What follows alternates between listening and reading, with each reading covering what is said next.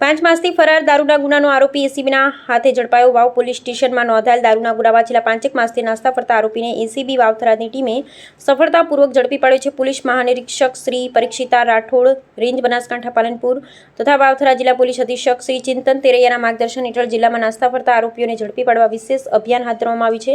જે અન્વયે એલસીબી વાવ થરાદના police inspector Shri AP ચૌધરીના માર્ગદર્શન હેઠળ પોલીસ દ્વારા સતત પેટ્રોલિંગ અને વોચ રાખવામાં આવી રહી હતી।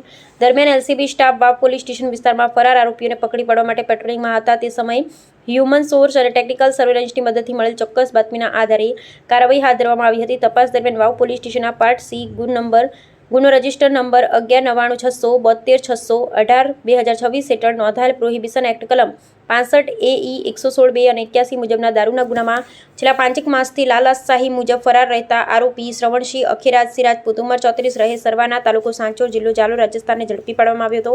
ઝડપાયેલ આરોપીને વધુ કાયદેસરની કાર્યવાહી માટે વાવ પોલીસ સ્ટેશને સોંપવામાં આવ્યા છે। એસીબીના કામગીરીથી ફરાર આરોપીઓમાં ફફડાટ વ્યાપી ગયો છે। રિપોર્ટર રાજપૂત ગોવિંદસિંહ ઢીમાવા, ધરણીધર, વાવ થરાદ।